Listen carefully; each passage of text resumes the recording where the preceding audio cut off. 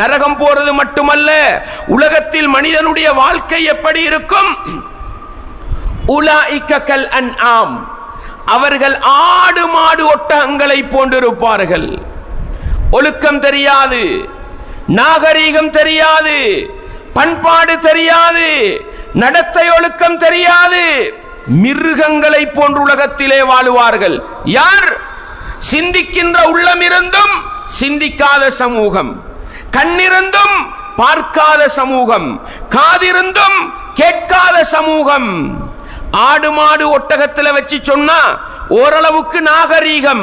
அல்லாஹ் சொல்லுகிறான், பல்ஹும் அபல், ஆடு மாடு ஒட்டகத்தினிடத்திலே அந்த மனுஷனை வைக்கலாம், அதை விடவும் கேடுகட்டவர்கள் என்று அல்லாஹ் சொல்கிறான். யாரை?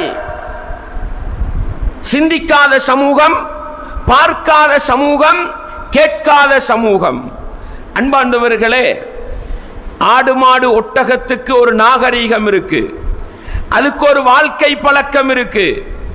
சாதாரணமா ஒரு மனிதன் தவறு செஞ்சா அவனுக்கு நாங்க எப்படி ஏசுவோம்? போடா மாடுன்னு ஏசுவோம், அப்படித்தானே? கூடினா போடா கழுதண்டு ஏசுவோம். அதை விட மட்டகரமான வேலை செஞ்சா போடா நாயேண்டு ஏசுவோமே.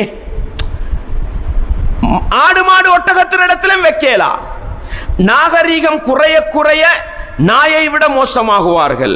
அன்பார்ந்தவர்களே, செவ்வாய் கிரகத்திலே மனிதர்கள் வாழ முடியுமா என்று ஆய்வு செய்கிற மனிதன், ஆணும் ஆணும் திருமணம் முடிக்க வேண்டும், பெண்ணும் பெண்ணும் திருமணம் முடிக்க வேண்டும் என்று உலகத்திலே போராட்டம் நடத்தி கொண்டிருக்கிறான். இல்லையா?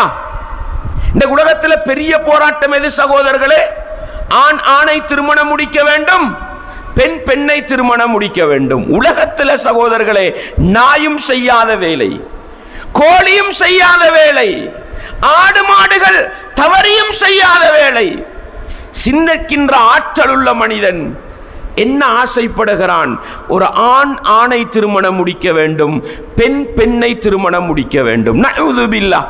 மனிதன் மிருகத்தை விட மோசமாகி போகிற இடம். சிந்திக்க வேண்டிய விதத்தில் சிந்திக்கவில்லை என்றால் நாயை விட மனிதன் கேடுகட்டு போவான்.